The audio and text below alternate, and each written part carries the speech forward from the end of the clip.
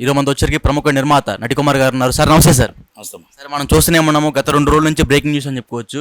బెంగళూరులో జరిగిన రేవ్ పార్టీలో నటి హేమ గారు ఉన్నట్టు చాలా వార్తలు వస్తున్నాయి.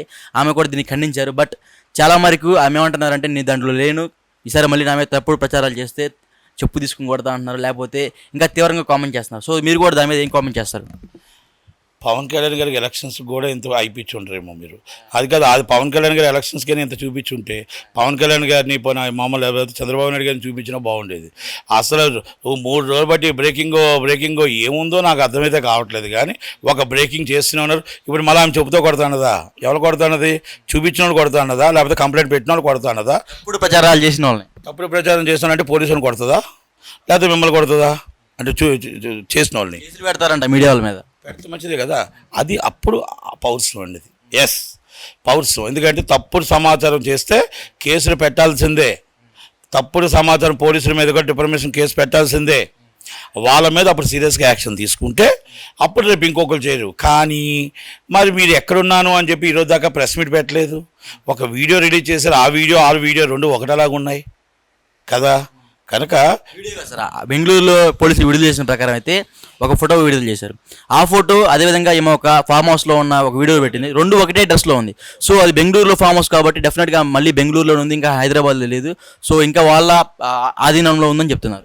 ఆమె నిజంగా హైదరాబాద్లో ఉంటే నిజంగా మిమ్మల్ని కొట్టించినాం, నిజంగా ఇప్పటికి ప్రెస్ మీట్లో కూర్చున్నాం, నిజంగా హంగామా చేసేసినాం. అర్థమైందా? కనుక ఆమె లేదు, ఆమె అబద్ధం చెప్పింది అని అర్థం. ఏంది ఆమె ఆ రేవ్ పార్టీలో ఉన్నారని చెప్తున్నారా మీరు?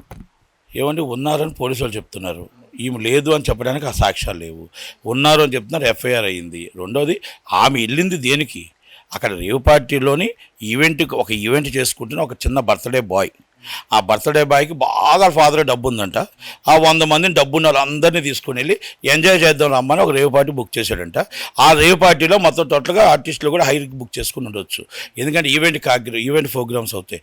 అలాగే ఈ మధ్యన కేసునోలోని చిన్న సినిమాలకి చీఫ్ గెస్ట్లుగా పిలుస్తున్నారు. అలాగ కూడా ఇల్లు ఉండొచ్చు, తప్పేం లేదు దాంట్లో. ఆమె వెళ్ళడం కానీ ఆమె వెళ్తే ఆమె డ్రగ్స్ తీసుకుందా, మందు తీసుకుందా, బఫీలో మందు తిన్నదా, కేక్ తిన్నదా? ఆ రేవ్ పార్టీ పరిధిలో చాలా వరకు డ్రగ్స్ వాళ్ళకి స్వాధీనం చేసుకున్నారని చెప్తున్నారు. సార్ నేను అదే అంటున్నాను. 150 మంది ఉన్నారు. 150 మందిలో ఆమె దేనికి బుక్ చేశారు? ఆమె ఈవెంట్గా సినిమా ఆర్టిస్ట్ కాబట్టి అమెరికా ఇవన్నీ కూడా బుక్ చేస్తుంటారు. అలాగే ఏమైనా బుక్ చేశారా, లేకపోతే ఈమె ఎందుకు అబద్ధం ఆడింది? ఇవన్నీ పోలీసులు నిర్ధారణ తేలుస్తారు. అవి ఎవరు తీసుకున్న డ్రగ్స్, ఎవరు తీసుకోవాలి, అందరూ తీసుకోవాల్సిన అవసరమేం లేదు. అయితే నేనేమంటున్నానంటే ఇది సినిమా ఇండస్ట్రీకి మాయన మచ్చ. ఇది మా అసోసియేషన్లో ఆమె కూడా ఒక మంచి పోస్ట్ చేసింది. మా అసోసియేషన్లో విలువలు, వాల్యూస్ ఆమెకి తెలుసు.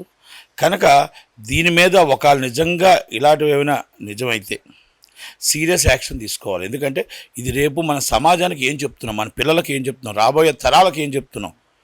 ఈ డ్రగ్స్ అని మహమ్మారిని మనం తరిమి కొట్టాలని చెప్తున్నాం. అలాంటిది మనమే దీన్ని తప్పు చేసి మనం ఉండేటట్టు 10 సార్లు టీవీలో వస్తుంటే అది మనం ఎంత దాకా కరెక్టు? ఒకటి ఇందాక మీరు అన్నారు, ఎవరైనా మీడియాలో చెప్పుతో కొడతానన్నారు, అందరినీ తప్పుడు ప్రచారం చేసిన వాళ్ళని. ఆ పని ఆమె చెప్పుతో కొట్టాల్సిన అవసరం లేదు. కానీ ఆమె ఎవరైతే కర్ణాటక పోలీసు వాళ్ళు మిమ్మల్ని బ్లేమ్ చేశారు, నేను అనడం కాదు సార్, అది బయట వార్తలు వస్తున్నాయి. భలేనోలే, మీరు నాకు చెప్పారు, నేను చెప్పాను, అంతే కదా. ఆమె అనడం తప్పలేదు. తప్పుడు సమాచారం ఇస్తే అంతే కదా. పోలీసు వాళ్ళకి ఇమ్మీడియట్లీ నోటీస్ ఇవ్వమనండి. డిఫర్మేషన్ కేసు ఇస్ ఫైల్డ్ నంబలి కోర్టు. అప్పుడు నిజాయితీ నమ్ముతారు.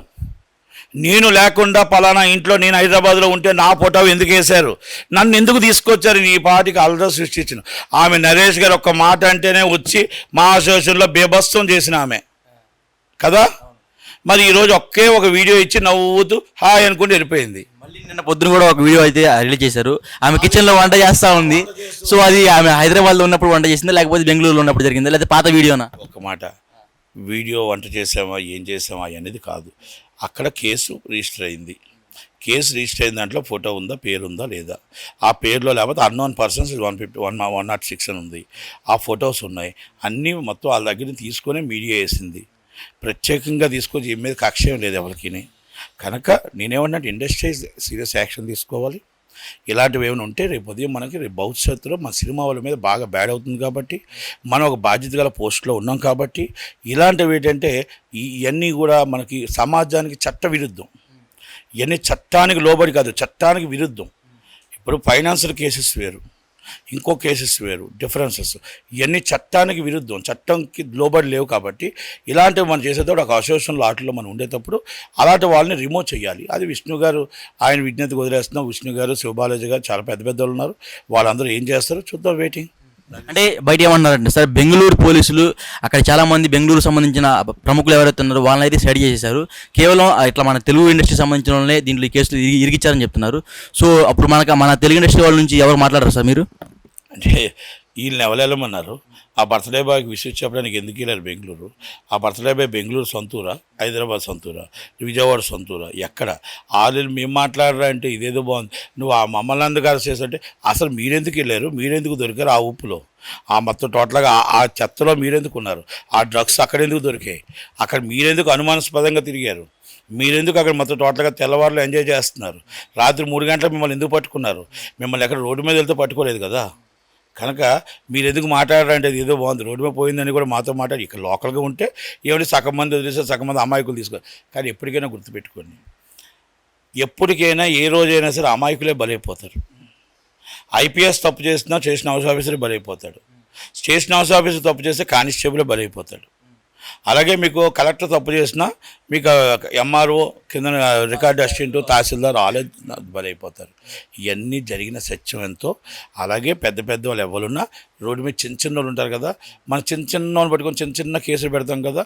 అది ఇప్పుడు గులకరాయి కేసులో పాప మా అబ్బాయి ఎవడో వెళ్ళిపోయాడు, వాడు ఎప్పుడు వస్తాడో తెలియదు. ఒక 5 సంవత్సరాలు 2019 వెళ్ళి 5 సంవత్సరాలు అయింది. కోడికల్ సినిమా వచ్చాడు, అది కూడా ఏది అందరూ సపోర్ట్ చేస్తే. ఈసారి అదే చంద్రబాబు నాయుడు గారు దేవుడి దేవుళ్ళు వస్తే బేగొస్తాడు, చంద్రబాబు నాయుడు గారు రాకపోతే మళ్ళీ ఒక 5 సంవత్సరాలు ఉంటాడు. అంటే కేసు ఏంటో కూడా అవసరం ఉండదు. ఆ కమిషనర్కి అది కూడా తెలియదు, వీళ్ళందరికీ పోలీసు వాళ్ళకి అయ్యేం తెలియదు. ఒక గులకరాయి కేసు వేశారు అంటే అక్కడ ఎవరిని సస్పెండ్ చేయాలి? చీఫ్ సెక్యూరిటీ ఆఫీసర్స్ ఉన్నారు కదా. మనం మాట్లాడే ఒకటి ఉంది అంటే మీరు తీసుకెళ్ళే టాపిక్ వేరుగా ఉంది. సో ఇంకో విషయం సార్, ఇదే వీడియోలో ఒక్క నిమిషం సార్, ఇదే వీడియోలో శ్రీకాంత్ గారి పోలికలతో వేరే అతను ఉన్నాడు. సో అతను కూడా శ్రీకాంత్ గారు ఆ రేవ్ పార్టీలో పాల్గొన్నాడని, అదేవిధంగా జానీ మాస్టర్ పోలికలతో కూడా కొంతమంది ఉన్నారు అక్కడ. సో జానీ మాస్టర్ కూడా ఆ రేవ్ పార్టీలో పాల్గొనని కొన్ని వార్తలు వస్తున్నాయి. దీని మీద ఏం చెప్తారు? కానీ నా పోలికలు ఉన్నాయనో కాదు కదా, నా పోలికలు లేవు కదా, ఇది కన్ఫర్మేనా? శ్రీకాంత్ గారి పోలికలతో ఉన్నది.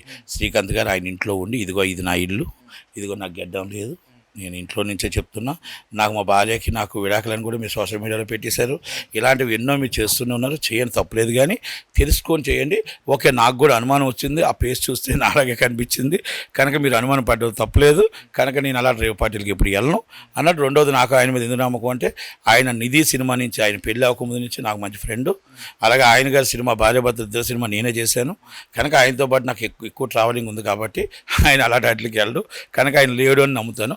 జానీ మాస్టర్ కోసం నాకు అతను లేదు కాబట్టి తెలియదు కాబట్టి జానీ మాస్టర్ కూడా ఉన్నాడని నేను అనుకోను. ఎందుకంటే సినిమా వాళ్ళు ఎవరు ఉండరు, మరి అంత సినిమా వాళ్ళు సంబంధించిన పార్టీ అయితే అది కాదు. సో ఫైనల్ ఒక మాట, దాంట్లో నటిగా హేమ గారు ఉన్నారని అని మీరు అనుకుంటున్నారా సార్? మీరు హేమ గారు పవన్ కళ్యాణ్ గారు చెప్పినట్టు చెప్తున్నారు. హేమ గారు అని, హేమ గారు ఒక ఆర్టిస్టు అంతే కదా. ఎవరికేం చెప్పండి కదా సార్, బయట బ్రేకింగ్ న్యూస్ అవుతుంది కాబట్టి అడుగుతున్నాను. ఏం బ్రేకింగ్ న్యూస్ అండి? హేమ గారు అదే చెప్తాను, హేమ గారికి ఇచ్చిన పబ్లిసిటీ మీరు పవన్ కళ్యాణ్ గారికి చంద్రబాబు గారికి ఇచ్చి ఉంటే మాకు ఈ కష్టం ఉండకపోను. అసలు మీరు గెలుస్తారని బాగా నమ్మకంతో ఉన్నారు, ఇంకెందుకు వాళ్ళ సపోర్ట్ పక్కన పెడితే. మాకు మేము గెలుస్తాం కానీ అది కాదు చెప్తున్నా. ఉదయం 3 రోజులు బట్టి ఇదే వదలకొడుతున్నారు. ఆమె తప్పు చేసిందా చేయలేదో ఆమె బయటకు వచ్చి చెప్పాలి. చేయలేదని ఒక రాయి ఇసిరింది, మళ్ళీ వచ్చింది వంట వండుకుంది, మళ్ళీ అయిపోయింది. వాళ్ళు వచ్చి ఈమె ఇక్కడే ఉందని ఆలో ఫోటో పంపిస్తారు. అంటే ఇది ఆటలాట ఏమో మాకు అర్థం కాదు. నేను లేను అని సేమ్ డ్రెస్తో ఆమె వస్తే ఉన్నారు అని చెప్పి సేమ్ డ్రెస్తో పంపిస్తారు. అంటే ఈమె నిజంగా నిజాయితీ ఉంటే ఈమె పోలీసుల మీద కేసు పెట్టాలి. ఈమెకు నిజాయితీ ఉంటే రాంపల్లి పోయేసి డిఫర్మేషన్ ఇవ్వాలి. ఈమె నిజాయితీ ఉంటే ఇస్ కంప్లైంట్ అండ్ మహాసోషన్లో పెట్టాలి.